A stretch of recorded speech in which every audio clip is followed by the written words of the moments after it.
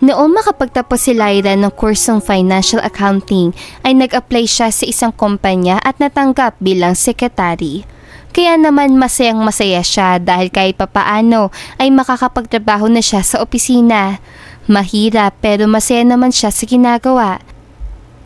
Samantala kapag uwian na at habang naglalakad si Lyra sa pathwalk, palagi siyang may nakikita doon na isang lalaki na medyo mahaba ang buhok, sira-sira ang damit na nakaupo at namamalimos. Asiwang-asiwa siya dahil sa tuwing nadadaanan niya ito ay talagang inilalahad ang mga kamay. Hoy kuya! Bakit nakaharang yung kamay mo sa dinadaanan ko? Nakakapuno ka na ha? Nagmamadali ako dahil gusto ko na umuwi. Sasakay pa ako ng bus. Ang laki-laki ng katawan mo at wala ka namang kapansanan. Bakit ayaw mo magbanat ng buto? Paninigaw niya dito. Pasensya na ate. Kahit barya lang, pambili ko lang ng tinapay. Kung may biskit ka naman dyan, ay pwede bang akin na lang? Gutom na kasi ako eh. 3 araw na ako hindi kumakain. Ano ka, Hilo? Magtrabaho ka na lang din kagaya ko para may pambili ka ng pagkain. Huwag ka naman magsalita ng ganyan ate. Kung ayaw mo magbigay, ay sabihin mo na lang na ayaw mo. Nasasaktan din ako. Sira na nga po yung pagkatao ko. Tapos kanyang ka pa sa akin ate. Ang sama niyo naman sa akin. Dismayadong tugon ng pulubi. Kung ganon, para hindi ka pagsalitaan ay huwag ka nang mamilit kung ayaw kang bigyan. Nagmamadali nang umalis si Lyra. Ayaw na ayaw niya nang makita ang pagmumukha ng pulubing ito. Nangako siya sa sarili na kapag nakita niya ulit ito ay iiwasan niya na lang. Nasisira kasi ang araw niya. Samantalang noong nasa bahay na siya ay medyo nakonsensya siya sa ginawa. Dahil sa sobrang irita niya lang kaya nasabi iyon. Hanggang sa tumawag sa kanya ang kaibigan niyang si Letty. Mayroon umano itong magandang balita. Hinihingi daw ni Froilan ang number niya. Si Froilan ay dati nilang kaklase sa high school at matagal ng crush ni Lyra. Talaga? Hinihingi niyang number ko? Akala ko ba ay nasa ibang bansa siya? Nagtatakang tanong ni Lyra. Ang hina mo naman umintindi, Lyra. Kaya nga ang sabi ko ay hinihingi niya number mo dahil nandito na siya sa Pilipinas. Nag-set din siya ng reunion natin. Tugon ni Letty. Baka pamilyadong tao na siya ha? Huwag ka na magbigay ng ibang kahulugan sa paghingi niya ng number. Sambit ni Lyra. Sinabi niya sa akin na binata pa siya, kaya may pag-asa pa kayong dalawa. Nako, wag mo siyang pangunahan. Hayaan mo na lang siya ang gumawa ng unang hakbang. Gumagawa na nga siya ng unang hakbang. Kinukuha niya na nga ang mga number mo eh. Malay mo, at baka gusto niya lang ako maging ka-textmate. Huwag mo nang bigyan na kahulugan yun. Naku, kailangan ay magpakita ka na sa kanya ng motibo. Paano kanya magkakajowa? Hindi naman ako nagmamadali na magkaroon ng jowa eh. Tsaka mas priority ko ang job ko dahil gusto kong ma-promote. Nax, ibang klase ka talaga. Persigido sa pangarap. Samantaling yung mga kabatchmate natin ay nagsisipag-asawa na. Syempre, iba na yung may utak. Tsaka alam mo naman ang dahilan ko, diba, kung bakit ayaw ko umibig. Bago dapat malagay sa tahimik na buhay, dapat may kakayahan ka na sa pinansyal para suportahan ang mga pangangailangan na magiging anak mo. Tumpak! Tama ka naman. E di ikaw nang matalino. Para natamaan ka sa sinabi ko ah. Samantalang wala ka pang pamilya. Bakit? Magpapamilya ka na ba? Oo eh. Marami pa silang pinag-usapan tungkol sa mga buhay-buhay hanggang sa pinatay na nila ang tawagan. Inabot na kasi sila ng 12:00 ng ating gabi. Kinabukasan ng umaga ay maaga si Lyra na namalengke dahil bibili pa siya ng pagkain para sa tanghalian at para na rin sa hapunan. Noong bumaba siya sa tricycle at walang walking distance na lang yung papupuntahan ay bigla may kumalapit at saka kumausap sa kanya. Uminit ang ulo niya na mapagtantong ito na naman ang pulubing laging nangungulit sa kanya. Ikaw na naman? Bakit pa lagi ka nalang nagpapakita sa akin? Nangasar ka ba ha? Nagkataon lang naman, miss. Hindi ko sinasadya ito. At dahil nakita lang din naman tayo, pwede bang ako na lang ang magbubuhat ng mga bibilhin mo? Kapalit nun ay ang pag-abot mo sa akin ng konting tulong. Pangkain ko lang naman eh. Hindi ako umihingi ng malaking halaga. Mahinahong sampit nito. Ang kapal mo naman. Sinungaling ka pa. Alam ko na sinusundan mo ko. Imposible nagkataon lang ito. At saka, bakit ka lagi sa akin humihingi ng tulong? Ang daming tao dyan, no? Sa kanila ko humingi ng tulong at wag sa akin. Alam mo ba, miss, kung bakit sa iyo ako humihingi ng tulong? Wah, wala na akong oras para alamin pa ang mga gimmick mo. Sa iba ka na lamang bola, wag sa akin. Umalis ka ni dito, tsupe! Dahil alam ko na mabait ka at may busilak na puso. Kaya ka lang nagkakaganyan dahil sa masaklap mo noon na karanasan. Che, ewan ko sa'yo. Marunong ka naman pala manghula eh. Bakit hindi na lang yun ang pagkakitaan mo? Umalis ka na sa harapan ko, kundi ay ipapapulis kita. Pangaharas sa yung ginagawa mo ah. Pasensya na po, ma'am. Sige po, at may iiwan ko na kayo. Matapos sabihin niyo ng pulubi ay agad na itong umalis. Dito na lang tuluyan nakahinga na maluwag si Lyra. Nagtuloy-tuloy na siya sa pagpunta sa bilihan ng mga karne at isda. Pagkatapos nun ay bumili na rin siya ng bigas. Habang naghihintay ng tricycle ay binuksan niya ang cellphone. Chinek niya kung may nag-text na tungkol sa trabaho na inaatang sa kanya ng boss. O baka naman may mensahe din si Letty. Nang biglang merong humablot ng cellphone niya at mabilis itong tumakbo at saka humalo sa mga tao. Pero napagmasdan niya kung paano habulin ng pulubi ang snatcher na ito. Grabe, may balak pa talaga siyang tumulong sa akin ha. Ang tanging na ibulong na lang ni Lyra. Sa paglipas sa ilang minuto ay bumalik na ang pulubi. Oh, naibalik mo ba sa akin ang cellphone makalipas ang 2 minuto? Maraming salamat ha. Walang anuman po yun, tsaka nasa kamay na ng mga pulis ang snatcher. Matapos ko kasi madakip ay agad kong idiniretso sa police station. Matanong ko lang, malakas ka naman pala eh. Tignan mo, natalo mo pa yung magnanakaw na yon. Pero bakit mas pinipili mo na maging isang pulubi? Pwede ba ma'am? Huwag ko na nasagutin yung tanong nyo. Ganto na lang ma'am. Tutulungan ko kayo sa bitbitin nyo. Sasakay kayo sa tricycle, di ba? Oo. Sa parting yon ang sakay ng tricycle. Akin na po yung mga bitbit nyo. Isasakay ko na yun dun. Oh, sige. Ito oh. Maraming salamat ma'am. Mabuti naman at nakuha ko ng tiwala ninyo. Walang anuman yon. Pero kapag gumawa ka ng kahit isang pagkakamali, mawawalan na ako ng tiwala sa'yo. Maliwanag ba yon? Opo ma'am. Maliwanag po yun. Tatandaan ko po. Good. Pumunta na tayo sa paradahan ng mga tricycle. Opo ma'am. Yun na oh. Doon po kayo sumakay. Matapos ihatid ang lalaki ang mga ipinamili niya, ay binigyan niya ito ng 500 piso, kaya naman tuwang-tuwa ito. Samantala noong nasa trabaho na siya kinabukasan ay biglang nag-announce ang Pag-asa na makalipas na ng 8 oras ay magkakaroon ng bagyo. Naalarma naman si Lyra. Kitang-kita niya sa bintana ng 13th floor building na kung saan siya naroroon na makulimlim na ang kalangitan. Tansyahan niya lumipas ang sigurong 1 oras ay bubuhos na ang napakalakas sa ulan. Sa sandaling yon ay nagawa niya na ang lahat ng task niya, kaya ang ginawa niya na lang ay tinawagan si Letty. Oh, napatawag ka Lyra. Bakit? May kailangan ka ba ha? Naibigay mo na ba ang number ko sa kanya? Oo naman, naibigay ko na. Bago pa ako tumawag sa iyo para ibalita ko sa iyo tungkol sa kanya, ay naibigay ko na. Bakit? Wala ka pa bang natatanggap na tawag mula kay Froilan? Kaya nga ako napatawag sa iyo dahil wala akong natatanggap na tawag.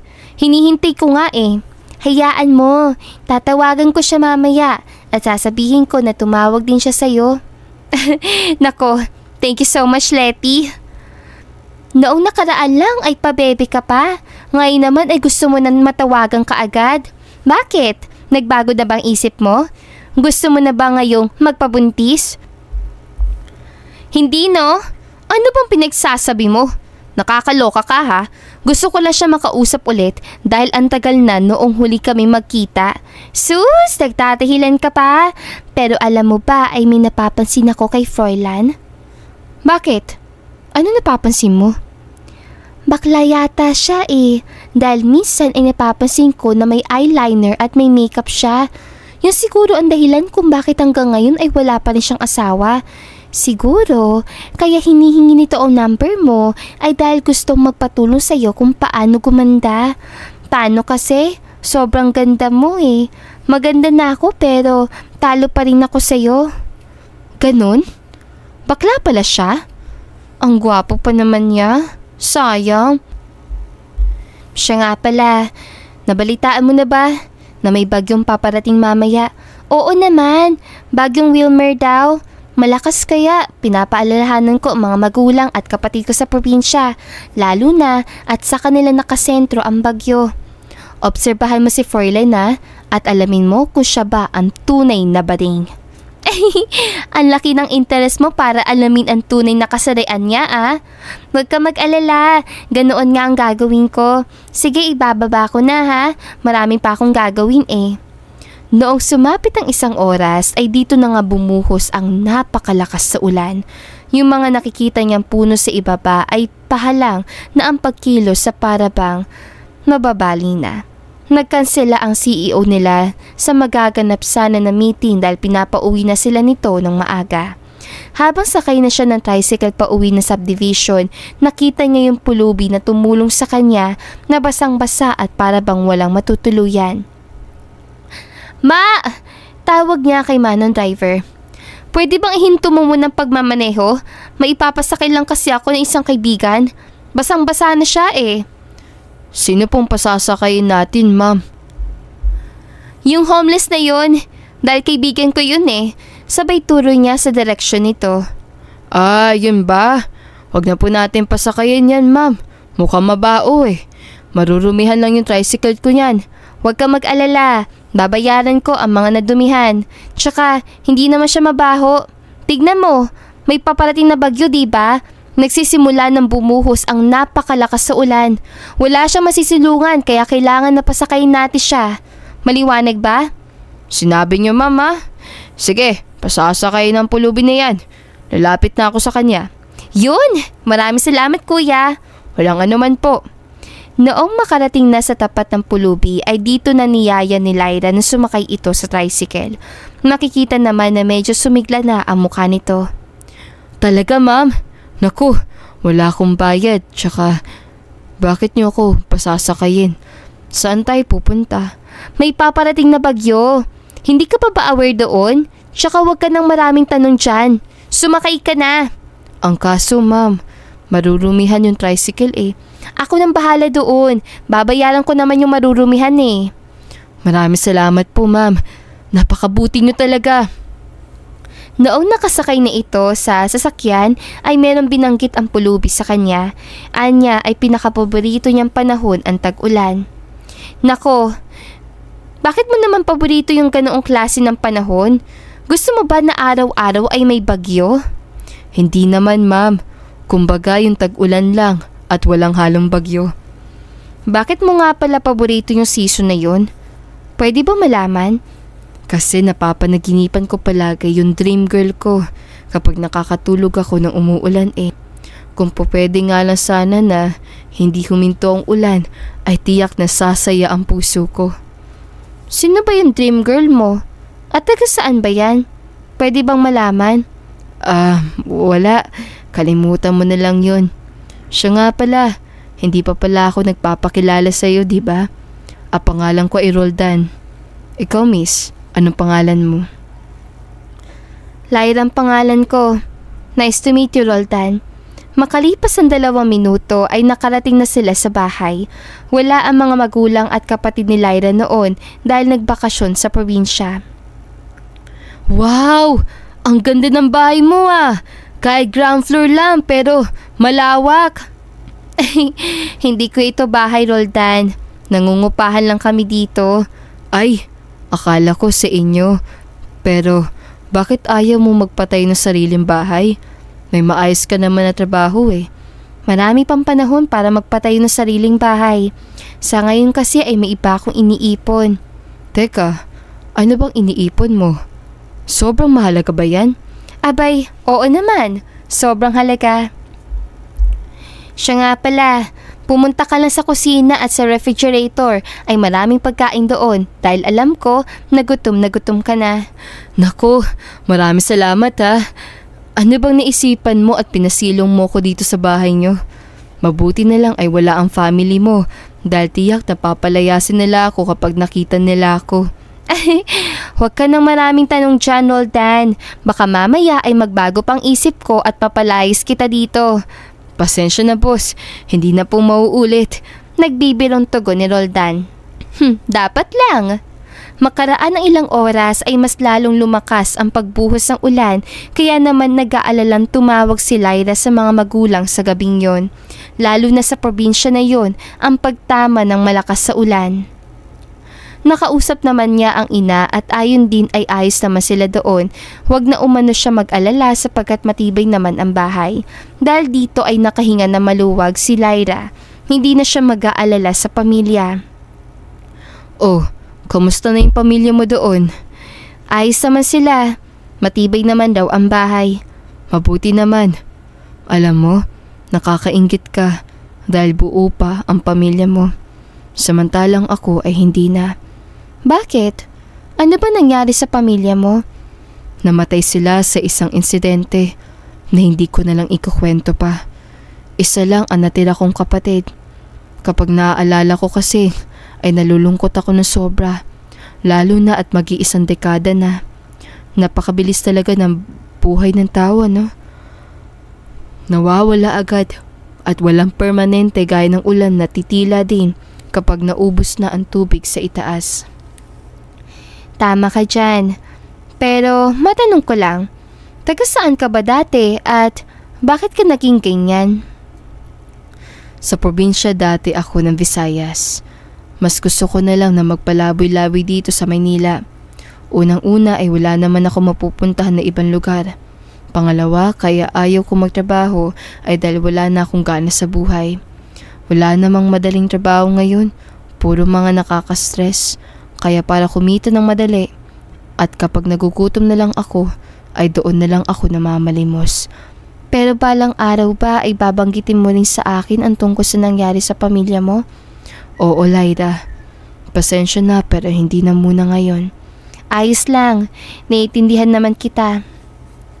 Dito na lang nakaramdam ng awa si Lyra kay Roldan.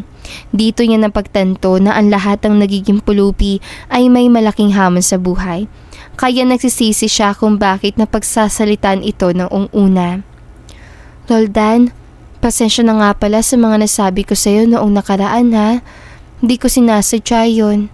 Hindi ko alam na meron ka palang malaki pinagdadaanan. Wala yun. Di naman ako nagtatanim ng sama ng loob eh. Ako rin naman ang mali dahil makulit ako.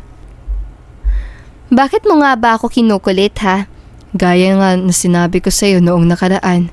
Nakikita ko na isa kang mabuting tao.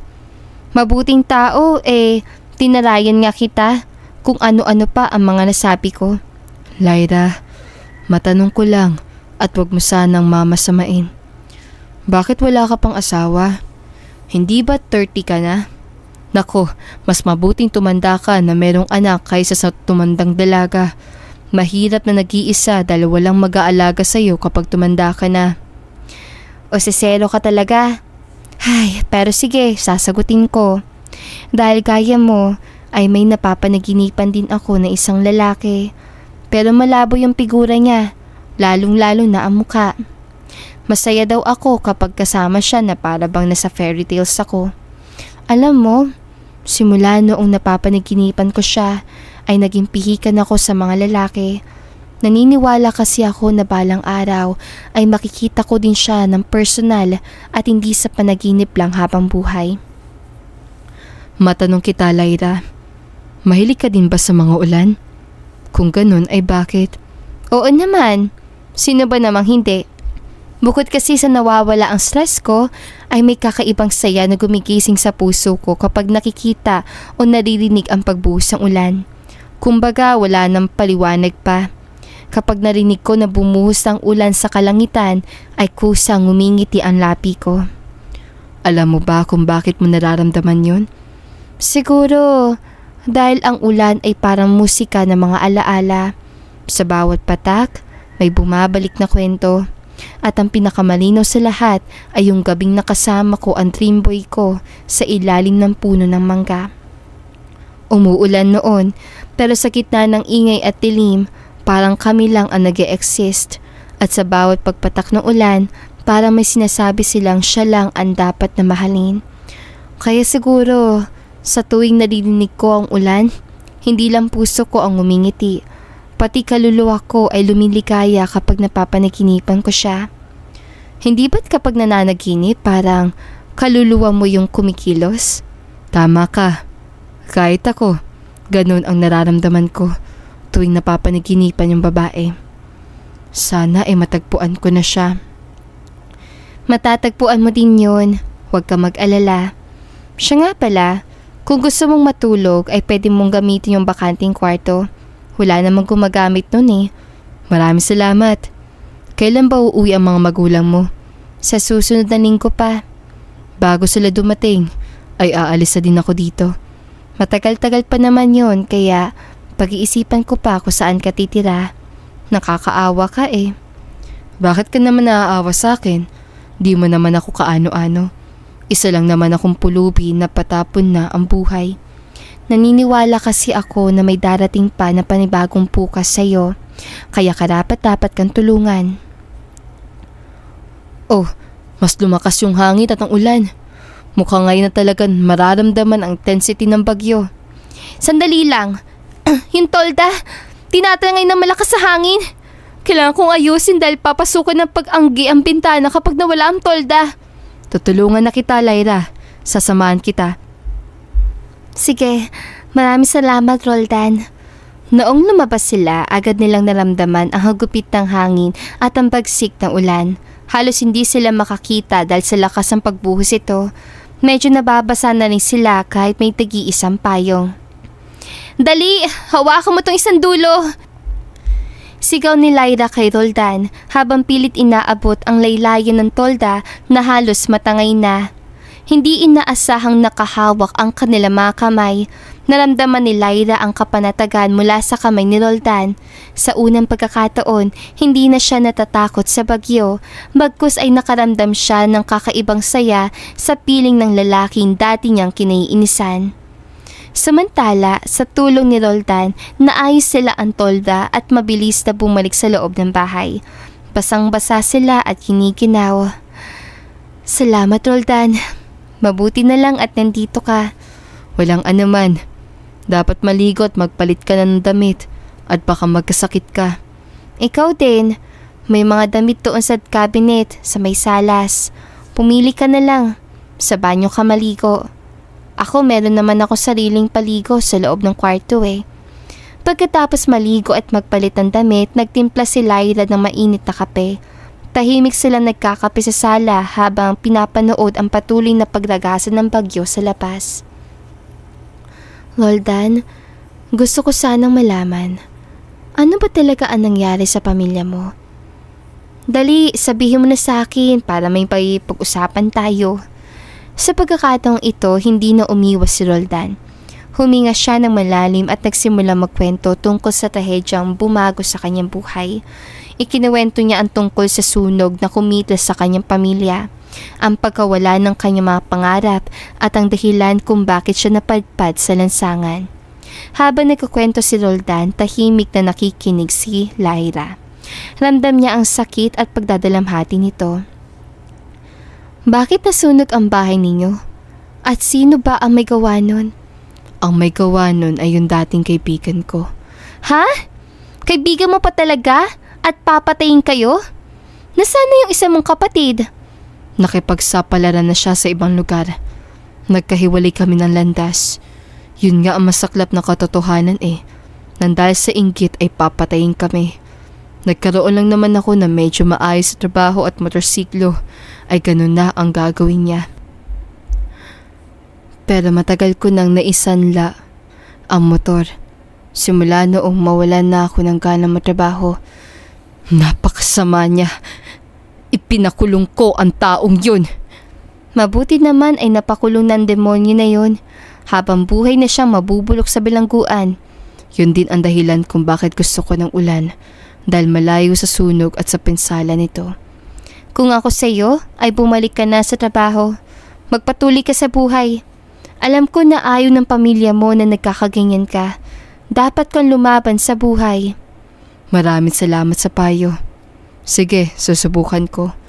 Huwag mo subukan, kundi gawin mo. At kapag nalagpasan mo na ang lahat ng pagsubok, ay ikaw rin naman ang makikinabang eh. Maiba ako, Lyra. Meron ka bang paboritong pagkain? Paboritong pagkain? Abay, oo meron. Shape pa sa pandinig ay gusto ko yung miswa na may sahog na sardinas. Wow! Masarap nga yun. Pero, bakit mo gusto yun? Sadyang malasa lang at gustong gusto kong humigot ng miswa na may anghang at alat ng sardinas. Grabe, nakaka-refresh ang ganon. Tamang-tama din dahil umuulan ngayon. Sige, magluluto ako nun. Kaya nga lang, ang tanong, meron ka bang sardinas at pati miswa? Oo, meron. Sandali lang at kukunin ko. Hindi lang ako marunong magluto at ang gusto ko ay yung gaya ng luto ni Lola. Hindi ko man matatapatan ang luto ng lola mo, pero sigurado na magiging pangalawa ko sa pinakamagaling. Sige, patunayan mo sa akin. Magluto ka na ha, pagkatapos ko makuha. Oo, papatunayan ko sa iyo. 20 minuto lang tinagal ng pagluluto ni Roldan hanggang sa matapos niya na ito. Amoy na amoy naman ni Lyra ang napakabangong aroma ng niluto ng binata. Bigla niyo tuloy naalala ang luto ni Lola. Ganon na ganon din kasi ang amoy nito. At nang matikman niya, namilog ang mga mata niya dahil kasing lasa ito ng luto ng lola niya. Higit pa nga doon ay linamnam nito. Wow! Napakasarap naman! Mabuti na lang at may kanin pa. Uulamin ko ito. Alam mo ba, tinalo mo pa ang luto ni Lola. As in! Talaga? Natutunan ko kasi sa lolo ko noong nabubuhay pa. Ganyan kasing ulam namin kapag walang-wala kami. Itinuro sa akin ni lolo ang tamang timpla para sumarap ang miswa. Teka, matanong ko lang. Ano bang pangalan ng lolo mo? Luisito ang pangalan niya. Bakit mo natanong, Lyra? Noong marinig yun ng dalaga ay nanlaki ang kanyang mga mata. Naalala niya ang kwento ng kanyang lola. Meron umano itong first boyfriend na ang pangalan ay Luisito. Paborito nilang pagkain ay miswa na may sahog na sardinas.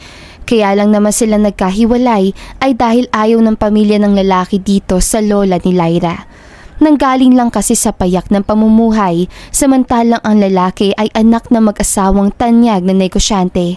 May samangan ng loob ang lola niya doon sa lalaki. Paano kasi ay hindi siya pinaglaban, pero ang sabi ng kanyang lola, kapag may nakatalo sa luto niya balang araw, ay yun ang mapapangasawa ni Lyra. Oh, natahimik ka dyan. Bakit? May humalo bang insekto sa pagkain? At ngayon mo lang nalasahan? Wala naman. May naalala lang ako. Tungkol ba yan sa lola mo? Oo eh. Samantala, lumipas ang 1 linggo ay nagbalikan na ang pamilya niya sa bahay at wala na ring bagyo noon, kaya tumira na lang si Roldan sa isang warehouse na malapit lang din sa bahay nila Lyra. Sako pa rin ito ng lote. Hindi naman napupuntahan ng mga magulang at kapatid dito sa paniniwalang marami ng dagang namumungad doon, ngunit bago pa dumating ang mga ito ay nilinis na nila iyon. Komportable naman doon si Roldan. Samantala, biglang tumawag si Letty kay Lyra. Oh, napatawag ka yata, Letty. Ano meron? May balita ako sa'yo tungkol kay Froilan. Mukhang araw-araw siyang pumupunta dyan sa lugar niyo ah. Paano mo nasabi yan? Pambihira. Hanggang ngayon nga ay hindi ako tinatawagan eh. Tsaka, akala ko ba ay magsaset ng reunion? Pero bakit hanggang ngayon ay wala pa din? Hindi pa pala tumawag sa'yo? Kanselado daw ang reunion. At hindi ko alam kung bakit. Pabago-bago din ang isip ng taong yun eh. Ganun yata siguro kapag hindi pa alam ang tunay na kasarian. 'Di ba ang sabi mo nga ay may kakaiba sa kanya? Oo, naalala mo pa pala yun? Basta kapag nag-set na uli siya ng reunion ay inform kita. Sige, maraming salamat. Teka, nakikita kita minsan sa palengke na may kasama matangkad at machong lalaki. Hindi ko lang masyado makita ang muka. Huwag mo sabihin na boyfriend mo na yun, kaya wala ka ng interes para kay Froilan. Hindi ko siya boyfriend. Kaibigan ko lang siya. Dati siyang homeless, pero ngayon ay tinutulungan ko. Ibang tao ay tinutulungan mo? Ako nga na best friend mo, hindi mo napapautang eh. Grabe ka naman. Napapautang naman kita May dahilan lang kung bakit ko siya tinutulungan. Alam mo ba na noong may nag-snatch sa cellphone ko ay siya ang humabol sa magnanakaw kaya nasauli sa akin ng cellphone? Ganun ba? Apay, napakabuti niya palang tao. Baka siya na yung para sa'yo Baka kayo ang nakatadhana. Ano ka ba? Kaibigan ko lang kasi siya. Kung ano-ano na lang ang iniisip mo. Kaibigan, pero tignan mo, kapag lumipas na ang araw, ay mababalitaan ko na lang na kayo na. Sige, pustahan pa tayo. Ewan ko sa'yo. Mas ewan ko din sa'yo. Hay, tama na nga tong kwento. Yan lang naman pala ibabalita mo eh. Ibababa ko ng cellphone. Ikaw talaga? Minsan na nga lang tayo nag-uusap ay ganyan ka pa? Iniiwasan mo na ako Kung ano-ano kasing sinasabi mo dyan eh. Siya nga pala, maiba ako. Paano ba malalaman na yung taong kasama mo ay kayo para sa isa't isa? Naku, mahirap yan. Pero sige, sasagutin ko. Kapag nakasama mo yung tao sa pinakamaganda at masayang ulan na naranasan mo, ay yun na yun. Siya na ang forever mo. Talaga? Paano mo nasabi yan? Sa ganoong paraan kasi nagkatuluyan ang mga magulang ko. Ewan ko ba kung bakit, pero siguro ay dahil romantic nga naman ang settings. Diba kapag umuulan at may kasama kang isang tao na magpapasaya sa'yo? Bakit mo naman natanong yan? Nakasama mo na sa tag-ulan yung lalaking yun, no? Sige na, umami ka na. Hindi, no? Sige, bye na. Matapos mababa ni Lyra ang cellphone ay napaisip siya ng malalim. Mukhang tama ang sinabi ni Letty kasi noong kasama niya si Roldan noong may bagyo ay talagang lumiligaya ang puso niya. Parang katulad ng nararamdaman niya sa isang lalaking palagi niyang napapanaginipan. Wala namang masama kung sila ang magkatuluyan. Bukod kasi sa gwapo naman si Roldan ay mabait pa ito. Samantala, noong nasa office siya at gumagawa ng mga task ay biglang may tumawag sa telepono. Sinagot niya ito at nalaman niya na yung CEO pala nila ito. What do you need, sir? Is there anything you need me to do? Actually, nothing. There will be a meeting later to announce the promotions and you shall be there. Okay, I will attend. Thank you very much, sir. Noong nagkaroon ng pagpupulong, akala niya ay hindi siya makakasali sa promotion pero laking gulat niya nang i-announce ng CEO na mapopromote siya bilang executive assistant. Labis naman ang pasasalamat niya sa kanilang CEO dahil nakikita pala nito ang pagsisikap niya sa trabaho. Kaya noong nasa bahay na siya ay masaya niya itong ibinalita sa mga magulang. Tuwang-tuwa naman ang mga ito at nagkaroon pa sila ng konting pagsasalo-salo. Noong sumapit ang kinagabihan ay nagpunta siya sa warehouse at masaya niya itong ibinalita kay Roldan. Pumupunta lang siya doon kapag may kailangan o inaabutan ng pagkain ang binata. Napakagaling mo naman! Congrats! Ibig lang sabihin nito ay nasa tamang kumpanya ka at nakikita nito ang dedikasyon mo. Yung iba kasing kumpanya, kahit anong sipag pa ang ipakita mo, ay wala pa rin. Tama ka doon. Kaya nga nagpapasalamat ako dahil nakatagpo ako ng kumpanya na gaya nun. Siya nga pala, gusto mong lumabas tayo? Masarap magpahangin sa ganitong oras lalo na sa park. Game ako dyan. Alam mo ba na bukod sa ulan, ay mahilig din ako sa streetlights ng gabi? Masarap kasi pagmasdan ang mga ilaw kapag payapa ang gabi. Totoo yan. Para kasi mga bituin na bumaba at naging ilaw eh. Noong nasa parke na sila ay may naitanong si Roldan.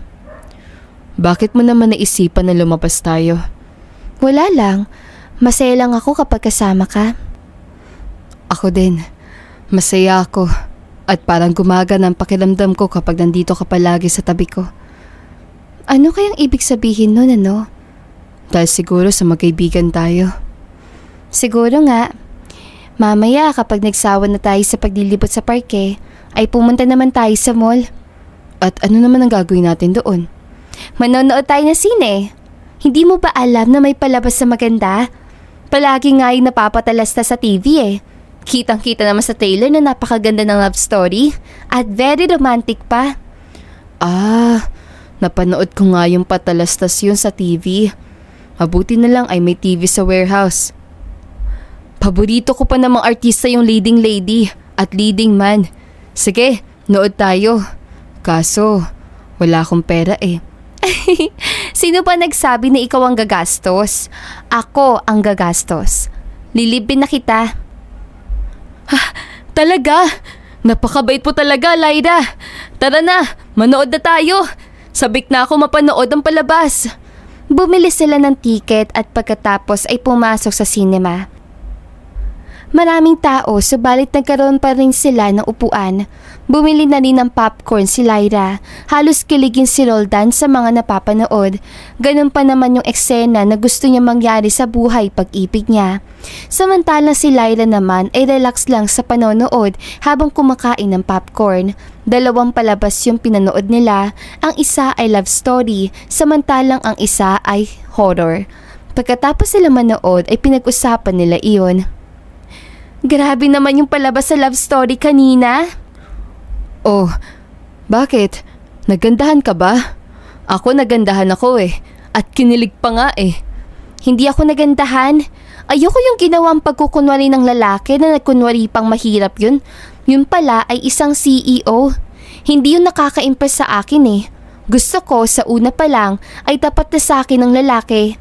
Dapat ay wala siyang tinatago. Nakakakilig nga yun, diba? Nagpapakababa siya sa una at sa bandang huli, nandahil rin naman sa kanya ay nakaahon mula sa kahirapan ang babae. Kung kaya niya magsinungaling sa una, kahit pa sa mabuting paraan, siguradong kaya niyang magloko sa masama namang paraan. Bakit mo sinaseryoso yung palabas, Lyra? Teka, mukhang meron ka mapait na karanasan ha? Kung nagtataka ka kung bakit umabot ako ng 30 years old at wala pang asawa, ay tama ka. Nadala na ako sa una kong pag-ibig. Ha? Teka, ano ba nangyari? Niloko ka ba niya? Natural! Nagpanggap siya mahirap at kahit na ganun siya ay tinanggap ko pa rin bilang nobyo. Umabot na siguro ng 4 na buwan. Malaman-laman ko lang na anak mayaman pala siya. Ang siste ay nagkaroon lang pala sila ng pagpupusta ng mga barkada niya na paiibigin ako ng lalaking yon. Sinusubukan lang pala ang talino ko at dahil nahulog ako sa patibong niya, lumalabas tuloy na parang bobo at tanga ako. Natuklasan ko rin na mayroon pala siyang totoong girlfriend. Oh, I see. Ganun pala. Napakasama nga naman pala talaga ng ex mo. Dahil ba dun kaya sinarado mo na ng tuluyan ang puso mo? Paano kung may nanligaw uli sa'yo na nagpapanggap pero malinis naman ang intensyon sa'yo? Mapasimula hanggang dulo. Katanggap-tanggap pa rin ba yun sa'yo? Hindi. Isang malaking big no. Nawala na nga kasi ako ng tiwala sa mga mapagkunwari. Basta para sa akin ay iisa lang sila. Ganun ba? Naiintindihan kita. Mas nagustuhan ko pa nga yung horror na pinanood natin eh. Kasi tapat yung lalaki sa babaeng isa palang halimaw. Hindi nito tinago na dati siya magnanakaw. Kaya nga lang ay sinumpong ng pagiging halimaw ang babae kaya sa bandang huli ay napatay siya. Lalo na nang malaman nito na ito yung nagnakaw ng pera noon.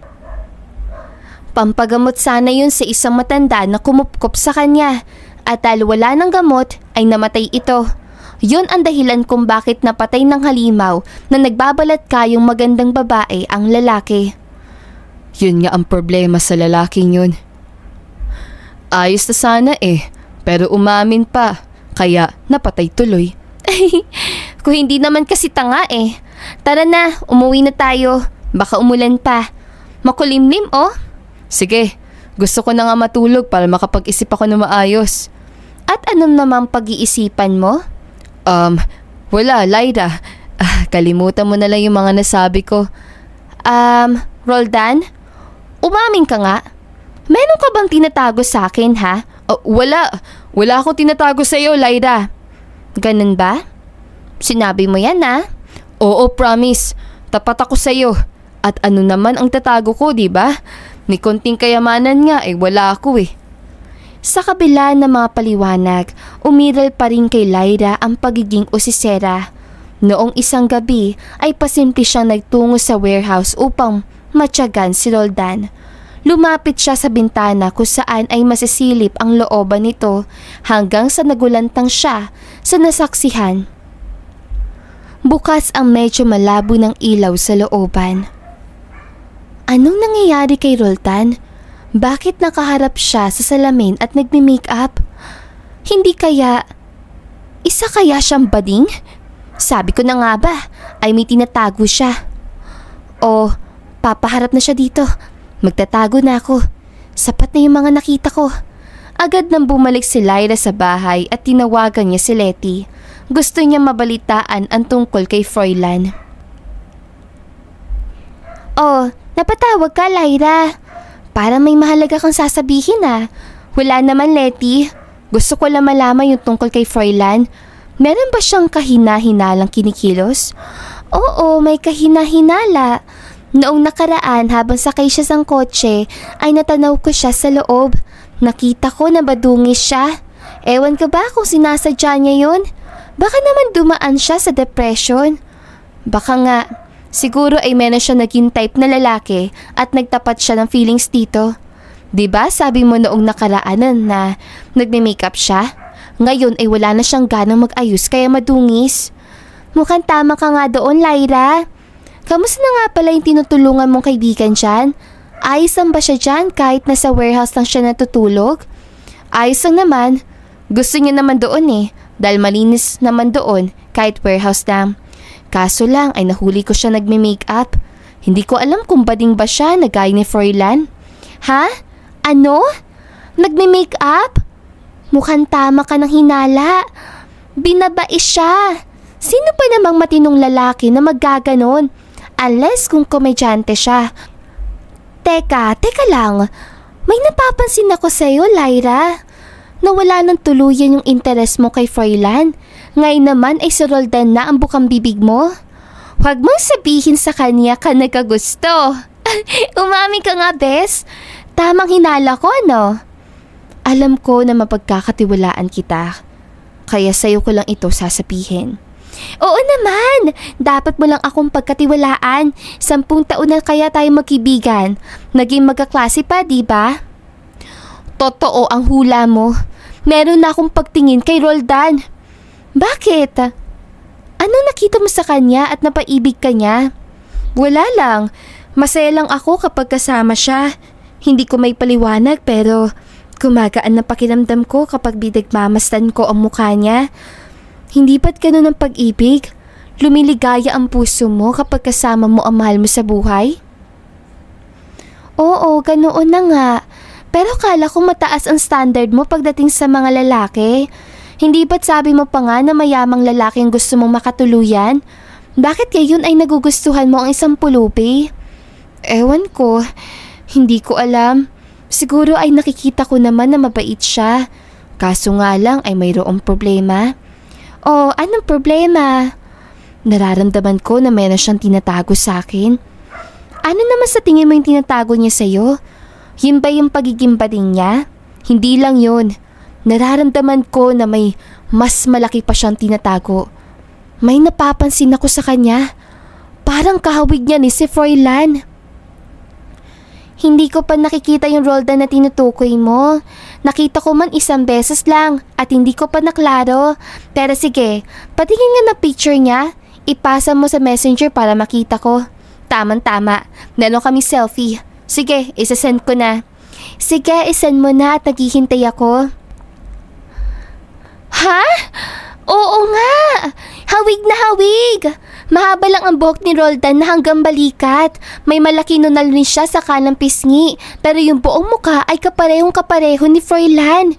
Hindi mo pa nakikita yung latest sa itsura ni Froilan? Oo hindi pa kami nakikita hanggang ngayon. Yung huling kita ko lang sa kanya ay noong nag-graduate tayo sa high school. Ipasa ko sa'yo yung latest sa picture niya at siguradong magugulat ka dahil kamukha niya talaga si Roldan. Walang halong biro. Noong ipasa nga ni Letty ang bagong larawan ni Froilan ay nagulat siya sapagkat hawig na hawig nga talaga ni Roldan. Hindi niya akalain na ganito.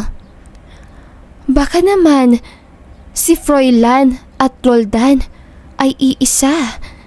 Sa tingin mo, Letty? Siguro at nagpapanggap lang siya ng ibang tao. Ganito na lang ang gawin mo. Hindi pa't long hair ngayon ang buhok ni Roldan. Sabunutan mo siya. Kapag nagkaroon uli kayo ng pagkakataon na makapag-usap at kapag natanggal ay walang duda na siya ngayon. Maganda yung naisip mo. Sige, ganoon nga ang gagawin ko. May duda pa rin ako na magkamukha lang sila. Pero kapag napatunayan ko na iisa lang sila, ay sobra akong magagalit sa kanya. Aba, hindi mo pa rin nakalimutan mo ex mo, no? Na dahil sa kanya ay nawalan ka na ng tiwala sa mga lalaki. Kaduda-duda nga din naman si Roldan at biglang dumating sa buhay mo. Samantala, lumipas ang 6 na buwan. Noong nasa opisina siya, ay pinatawag siya ng kanyang boss. Siyempre, ito yung CEO ng kumpanya. Dahil mukhang mahalaga ang sasabihin nito, ay dumiretso nga siya sa opisina nito. Sir, you asked me to come. Do you need anything? Yes, please have a seat. I have something important to tell you. You excel at your job. You perform your task well, including communication management, document organization, appointment scheduling, administrative tasks, handling visitors, supporting meetings, coordinating travel arrangements, maintaining office supplies, and providing support to other employees. Because of this, you will be promoted to supervisor. Really, sir? Thank you so much. I'm happy that you see my hard work, and I promise I will work even harder. And that's not the only surprise I have for you, because I'm also giving you a 2-week vacation leave. Enjoy your vacation. Thank you very much, sir. You are so kind to me. You're welcome. You deserve it. Nagbigay ng vacation leave form ang CEO sa kanya. Pinilapan niya ito at pagkatapos ay pinapirma niya sa big boss. Binigyan niya siya ng pocket money para sa naturang bakasyon. Noong nasa bahay na siya ay masaya niya itong ibinalita sa kanyang pamilya at masaya naman siya ng mga itong binate. Nagkaroon pa sila ng konting pagsasalo-salo. Noong tulog na ang pamilya niya, ay dumiretso naman siya kay Roldan. Really? Well, then congratulations. I'm happy for you. Maraming salamat. Pero sandali, ang husay mo mag-English ah. Huwag mo sanang mamasamain ang tanong ko. Ano bang tinapos mo sa pag-aaral? Hanggang high school lang naman ang tinapos ko. Medyo natuto lang ako ng English nang dahil sa dictionary. Ah, ganun ba? Sinabi mo yan eh. Kaya paniniwalaan na lang kita. Dapat mo lang ako paniwalaan dahil wala akong tinatago sa'yo. Sigurado ka dyan ha? Paano kung hilahin ko ang peluka mo ng ganto? Matapos niyang sabihin yon ay sinabunutan niya si Roldan at laking gulat niya dahil totoong buhok pala ito. Kitang-kita niya at ramdam na dikit ito sa anit ng binata. Napadaing din ito sa ginawa niya. Noon niya lang ito ginawa makaraan ng 6 na buwan. Bakit mo naman ako sinabunutan? Grabe, ang sakit. Para natanggal anit ko doon na. Pasensya na. Naninigurado lang ako. Ano bang sinisigurado mo sa akin, Lyra? Kalimutan mo na lang yun. Nagsasorry na ako sa'yo. Sige na nga. Kahit na masakit ay tatanggapin ko na lang. Baka ikaw pa magalit eh. Siya nga pala. Saan ka nga pala magbabakasyon? At para kanino ba yung pizza na hawak-hawak mo? Isang buong box pa yan ah. Ay, oo nga pala. Nakalimutan ko. Para sa'yo to. Kanina kasi nagkaroon kami ng pagsasalo-salo. Ang balak ko sa probinsya na hindi ko pa napupuntahan, yung maganda at maraming kalikasan na makikita. Maraming salamat dito sa pizza ah. Ang dami nito. Baka hindi ko maubos. Pwede mo ako saluhan dito. Siya nga pala, sino-sino yung makakasama mo sa pag-outing mo? Pamilya ko lang. Kung makakasama ko ang best friend ko si Letty, ay pwede din siya. Gusto sana kitang iksama, kaso nga lang ay, alam mo na, nandun ang pamilya ko. Siya nga pala, sa'yo lang yung pizza na yan. Busog na ako eh. Nako, ayos lang yan. Mabuti nga na may maiiwan para magbantay ng bahay nyo. Ingat na lang kayo doon ah. At congrats ulit. Siya nga pala, ayaw mo pa rin ba magtrabaho? Para naman may maipon ka at hindi ka maging kaawa-awa. Sinasabi ko lang sa'yo to dahil concern ako. Labanan mo na yung matinding trauma na bumabalot sa'yo. Huwag kang mag-alala, Lyra. Magtatrabaho din ako. Sa pagbalik mo galing sa bakasyon, pwede ba nahanapan mo na ako ng trabaho? Alam ko na madali mo ako mahanapan ng work dahil isa ka na ngayong supervisor. Ang astig! Oo naman, walang problema. Pwede ka maging office boy sa akin. Kaya ngayon pa lang ay tanggap ka na. Nagsisimula ka na lang sa pagbalik ko dito. Wow! Ganun ba? Maraming salamat, Ma'am. Lyra. Walang anuman. Basta't galingan mo lang sa trabaho ha. Oo, pangako. Gagalingan ko. Samantala, noong tapos na sila mag-usap ay bumalik na si Lyra sa kwarto niya. Kaya nga lang ay hindi siya makatulog kaya tinawagan niya si Letty. Oh, napatawag ka, Lyra. Kamusta na nga pala? Nagawa mo na ba yung kay Roldan? Ang tagal ko nang pinapagawa yun ah. Oo, nagawa ko na. Pero, totoong buhok niya talaga yun eh. Hindi siya peluka. Napatawag din ako sa'yo dahil na-promote ulit ako sa trabaho. Isa na akong supervisor ngayon. Ganun pa? Hoy, congrats! Ang galing mo! Dahil din niya sa kasipagan mo at syempre sa husay ng performance mo.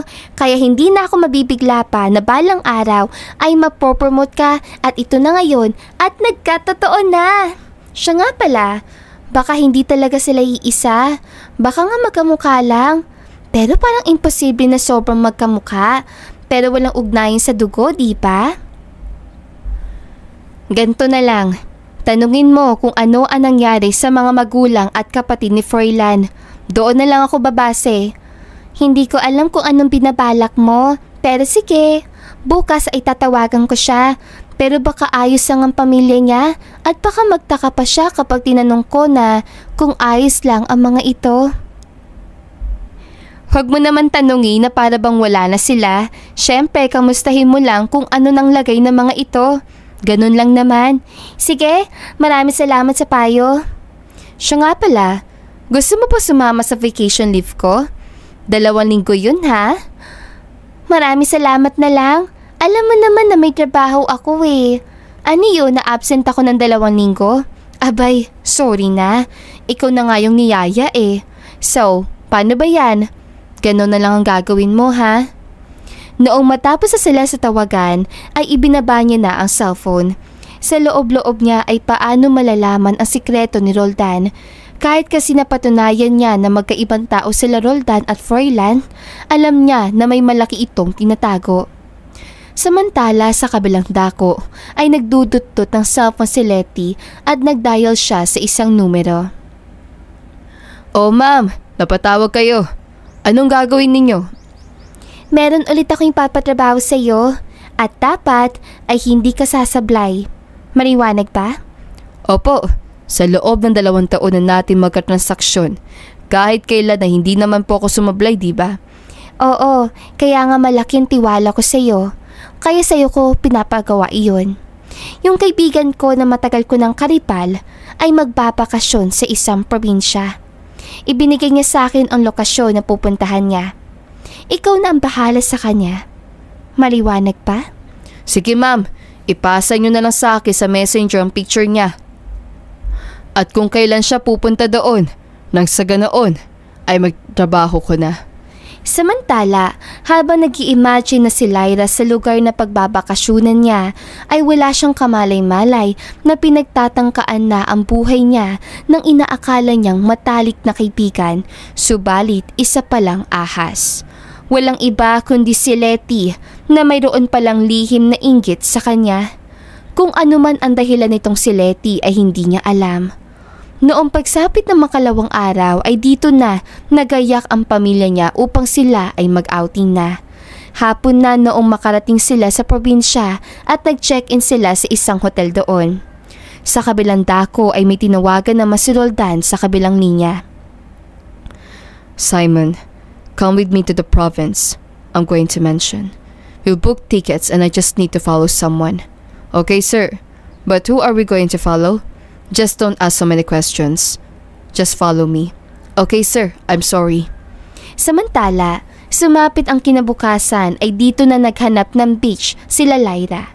Hanggang sa may natagpuan silang isang beach na may mga pinong buhangin. Doon sila nagrenta ng cottage. Pagkatapos nun ay dito na sila nagsimula mag-swimming. Nagtampisaw naman si Lyra na parang bata. Palibhasa ay noon lang uli siya nakalangoy sa dagat. Hanggang sa habang naglalakad sa may buhanginan si Lyra ay may lumapit sa kanya na isang lalaki. May hawak itong baril kaya tumakbo siya at dito naman siya pinagbabaril ng isang lalaki. Natamaan ng kanyang magkabila ang binti kaya nadapa siya. Maya-maya pa ay biglang may dumating na mga pulis kaya hindi na ito nakaporma pa. May balak pa sanang tumakas pero sa bandang huli ay nadakip pa rin ng mga otoridad. Nakita naman ng pamilya ni Lyra ang kalagayan niya. Sobrang nag-aalala sa kanya ang mga magulang at kapatid niya kaya siya isinugod sa ospital. Samantala, sa kabilang dako ay pilit na pinapaamin ng interrogator ang salarin. Sino ka? At bakit mo ginawa yun sa biktima? Umamin ka na dahil makakatikim ka talaga sa akin. Wika ng interrogator na pulis.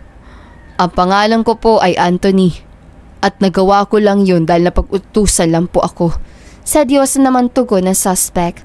Pero sa kabila ng pananakot ng pulis ay hindi pa rin mapaamin ang suspect kaya gumawa na lang ito ng kakaibang taktika.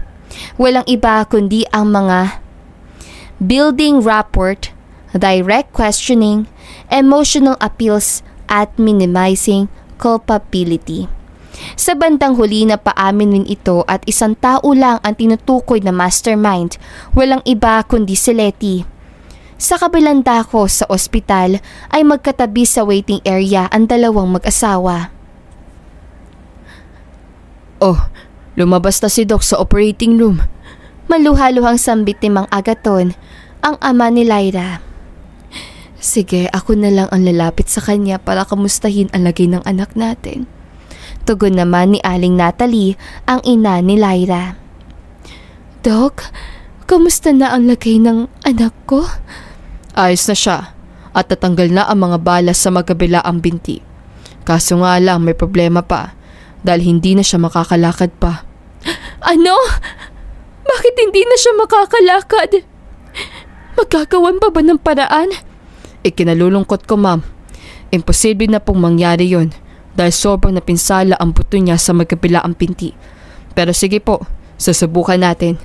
Kapag gumaling na ang mga sugat niya at kapag nakalakad siya ay walang magiging problema. Ngunit kung hindi na talaga ay wala na akong magagawa pa. Naiintindihan ko po yung nararamdaman niyo, ma'am. Humihingi ako na sorry dahil wala na po akong magagawa. Walang anuman po yun, Doc. Hindi naman po ako nawawalan ng pag-asa eh. Gaya nga ng sabi ninyo, ay hintayin lang na gumaling ang sugat niya at titignan kung makakalakad pa. Maghihintay na lang po ako sa paggaling na sugat niya. Samantala, sa kabilang dako ay napasapo ng ulo si Roldan. Sising-sisi siya noong natuklasan ang nangyari kay Lyra. This is all my fault. If we hadn't been delayed in arriving, nothing bad would have happened to her. By the time we arrived, that's when I witnessed her being shot. Don't blame yourself, sir. No one wanted this to happen except for the suspect. Tugon ni Simon. But if we only gotten there earlier, I could have saved her. I'm such a damn idiot. What we should do, sir, is go to the hospital where she's confined. Suwestition ni Simon. Her family doesn't even know me. What am I supposed to say when I get there? They're definitely the ones watching over Lyra. Why won't you be honest, sir? Tell her everything about yourself so Lyra can truly get to know you. Medyo nainis si Roldan sa personal assistant niya na ito. Paano ba naman kasi ay pinangungunahan siya, subalit napagtanto niya na tama naman ang sinabi ni Simon. Kaya napagpasyahan niya na mamaya ay pupuntahan niya si Lyra para makamusta ang kalagayan nito. Noong bandang hapon ay nagpunta nga sila sa nabanggit na ospital. Balita nila na nailapit na rin ang babae sa general ward kaya ayos lang malapitan ito. Sino kayo? Pwede bang malaman? Kilala ba kayo ng anak ko? Ang pangalan ko po ay Roldan. Opo, kilala ako ng anak ninyo. Hindi lang po basta kilala, dahil kaibigan pa. At ako naman po si Simon, ang personal assistant ni Sir Roldan. Napapunta lang po kami dito dahil gusto naming makamusta ang kalagayan ni Lyra. Personal assistant? Teka, artista ka ba, Roldan? Para magkaroon ng ganoong klase ng empleyado? Hindi po ako artista, sir. Kung ganon, pwede bang malaman kung ano ang trabaho mo? Siya po ay isang CEO ng kumpanya na Omnicorp, isang malaking korporasyon na nagpapatakbo ng mga kilalang teknolohiya. Ano ka mo? Chief Executive Officer? Ang pinakamataas na ranggo ng executive sa kumpanya. Namamanghang sabat ni Aling Natalie. Inunahan na po ako ng personal assistant ko sa pagpapakilala eh. Pero opo, ganoon na nga po. Naku sir, ikinagagalak ko po na bumisita kayo sa anak ko. Pero paano niya po kayo nakilala? Kayo po ba ang CEO sa kumpanya na pinapasukan niya? Maraming salamat po dahil prinomote niyo po siya bilang supervisor. Nako, big time pala ang bisita ng anak ko. Maraming salamat po sa pagdalaw, sir. Hindi po ako ang CEO ng anak ninyo. Sa kabilang kumpanya pa po ako galing. Nababalitaan ko lang ang husay ni Lyra sa pagtatrabaho. Pero alam niyo po ba na ilang beses na ako nag-email sa kanya at inooperan ko siya ng karapat-dapat na posisyon para sa kanya. Kaso nga lang ay hindi niya ito pinapansin eh. Ah, ganoon ba sir? Naku, sayang naman pala. Baka nagkaroon na ng problema sa email niya kaya hindi niya nakita. Malaki ang sweldo na inaalok ko po sa kanya at dahil hindi niya ako pinapansin ay nagkaroon ako ng kakaibang gimmick. Ano pong gimmick ang ginawa niyo, sir? Ang tanong ni Mang Agaton. Nagpanggap po ako ng isang pulubi para mapansin niya. Sa una po ay naiirita siya sa akin dahil nagiging makulit ako sa pagpapapansin sa kanya. Pero noong nabawi ko ang cellphone niya na inago noon na snatcher, ay doon na lang gumaan ang loob niya sa akin. Pinatira pa nga niya ako sa warehouse ang bahay ninyo eh. Pasensya na kung nakitira ako sa inyo nang hindi nyo namamalayan. Ma'am at sir ah. Ah, ganoon po ba? Ayos lang po yun. Tsaka, di naman namin bahay yun, sir. Nagrarenta lang kami. Pero, bakit nyo naman naisipan na magpanggap bilang isang pulubi, sir? Samantalang napakataas at isa kayong tinitingala ang tao, sir. Aamin na ako, sir. Dahil sa kagustuhan ko na makatagpo ng tunay na pag-ibig, may pagmamahal po ako sa anak ninyo. Unang beses ko pa lang na nakita siya ay alam ko may mabuti siyang puso. Oo, sa una ay hindi gaanong maganda ang pagtrato niya sa akin dahil siguro sa nabibigla siya. Sino ba namang hindi magugulat sa isang pulubi na bigla na lang lalapit, diba? Hanggang sa naging mabait na siya sa akin. Akalain niyo ba naman na ibang tao ako ay pinatira niya sa bahay? Nagpanggap ako na pulubi para malaman ko kung matatanggap niya ako ng ganito at nakikita ko naman po yun. May pagtingin ka pala sa anak namin, sir. Abay, wala nang problema sa akin. Tanggap na kita. Ako din, sir. Tanggap na tanggap kita. Sambit naman ni Aling Natalie. Maraming salamat po. Tsaka nga po pala, huwag niyo na akong tawagin, sir. Roldan na lang po. Kanina po, bago ako dumiretso dito, ay nakausap ko ang doktor. Malaki daw po ang pinsala sa mga binti ni Lyra. Huwag po kayong mag-alala. Meron akong doktor na ire-recommenda sa inyo. Isa siyang orthopedic surgeon o doktor sa mga buto. Malaki ang tsansa na makakalakad ulit siya. Kaso ang problema ay wala kaming sapat na pera para magpatingin sa ganoong klaseng doktor. Huwag niyo na pong isipin ang tungkol sa bills. Ako na po ang bahala sa lahat ng iyon. Naku, maraming salamat. Isa ka talagang hulog ng langit sa amin. Walang anuman po yun. Samantala, nang sandaling yon ay natutulog si Lyra kaya inabot niya na lang sa mag-asawa ang mga prutas at mga pagkain para sa dalaga. Ningit sa kaalaman ni Roldan na gising si Lyra. Nakapikit lang siya at nagkukunwaring tulog, subalit napakinggan niya ang lahat na sinabi ni Roldan na labis siyang ikinabigla. Sa loob-loob niya, sabi na nga ba na meron itong malaking tinatago at ito na yun. Samantala, 2 linggo na na-confine si Lyra at makaraan nito ay nakalabas na siya. Nagpatingin naman siya sa orthopedic na nirekomenda ni Roldan at sa loob lamang ng 3 buwan ay gumaling na siya at paunti-unti ay nakakalakad na hanggang sa nagkaroon sila ni Roldan na makapag-usap. Roldan, bakit itinago mo sa akin ang tungkol sa pagkatao mo? Akala mo ba kahit ilang buwan nang nakakalipas mula na magtapat ka kay mama at papa ay makakalimutan ko na yon, ha? Ay, oo nga pala. Meron ka nga palang trauma sa mga hindi nagtatapat agad na lalaki. Pero totoo naman ang intensyon ko sa iyo, Lyra. Sana naman ay huwag ka na magalit sa akin. Ginawa ko lang naman yun para mapalapit sa iyo. Gusto ko rin malaman kung maintindihan mo ang pulubi na gaya ko. Oo, sa una ay naaasiwa ka sa akin. Pero sa bandang huli ay naparamdam at naipakita mo ang totoo mong pagkatao. Meron kang busilak na puso, Lyra, dahil pinatuloy mo ang isang tao na hindi mo naman kilala sa inyong bahay. Kaya alisin mo na ang trauma mo. Hindi yan makakatulong sa iyo at magtiwala ka na sa isang tao. Mabuti na lang ay mabait ka sa akin kahit na nagpapanggap ka noong una. Ikaw ang nagbigay sa akin na pangalawang pagkakataon para muling makalakad. Narinig ko din na mahal mo ako. Totoo ba yun? Oo. Alam mo ba, noong nanaginip ako tungkol sa dream girl ko, ay hindi ko na nakikita ang mukha nito gaya ng sayo. Hindi ko lang binanggit sayo noon dahil ayoko sabihin mo na gaya-gaya ako. Talaga? Oo.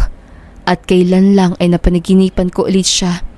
Magkasama raw kami sa gabi ng tag-ulan habang nagkakape at masaya nagkakwentuhan.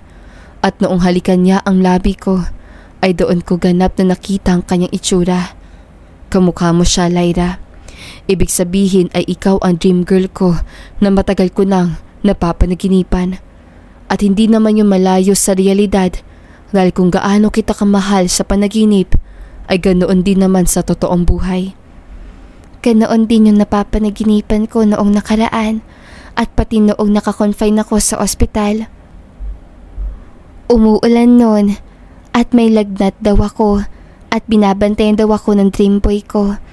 Inaalagaan niya daw ako, pinupunasan ng bimpo at sinusubuan ng pagkain.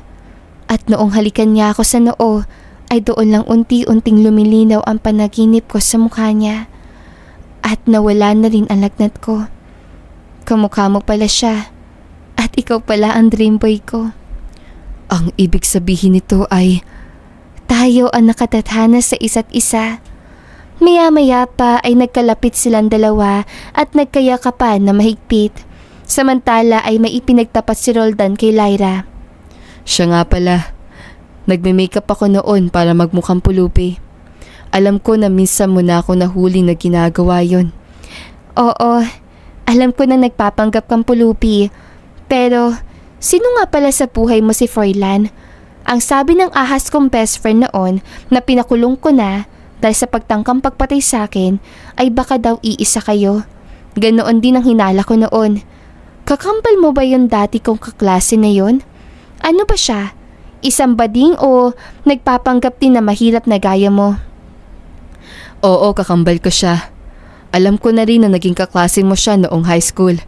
Hindi siya nagpapanggap na mahirap dahil sa talagang binabai siya. Sa katunayan nga niyan pinasuyo ko sa kanya na hingi na number mo. Naibigay niya naman sa akin ang numero mo. Ang sabi niya ay ipinasa sa kanya ni Letty.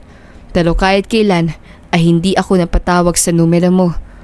Napagpasyahan ko kasi na personal na lang ako na magpakilala sa iyo bilang pulupi. Mas nauna pa nga yung plano ko na yun Tsaka na-heartbroken sa Froilan kaya hindi natuloy yung dapat sanang reunion nyo. Meron kasi siya naging boyfriend noon at nakipaghiwalay ito sa kanya dahil meron na itong minamahal na babae. At yung kaibigan mo si Letty na yun, psycho pala yun Kaya pala pinapapatay ay dahil inggit ito sa natatamasa mong achievement. Akala niya din ay sip-sip ka sa CEO nyo kaya ka na-promote. May pagtingin pala siya sa boss mo kaya ganun ang ginawa sa'yo. Pambihira talagang babae na yun. Mabubulok na talaga siya sa bilangguan. Hindi na mahalaga kung paano kayo yumaman ni na Froilan. Ang mahalaga ay sa iyo na ako magtatrabaho. Tinatanggap ko na ang posisyon na inaalok mo sa akin, ang maging isang chief accountant. Tinatanggap ko na rin ang pagmamahal mo, Roldan. I love you. Dahil sa pagsisikap namin at dahil sa isang tao na nagpamana ng malaking negosyo, kaya kami nagtagumpay. Totoo yung nangyari sa pamilya ko, kaya kami na lang ni Froilan ang nagtulungan. Dugo at pawis ang inaling namin doon. I love you too, Lyra. Matapos silang magyakapan ay biglang bumuhos ang napakalakas na ulan kahit sumilong sila sa waiting shed.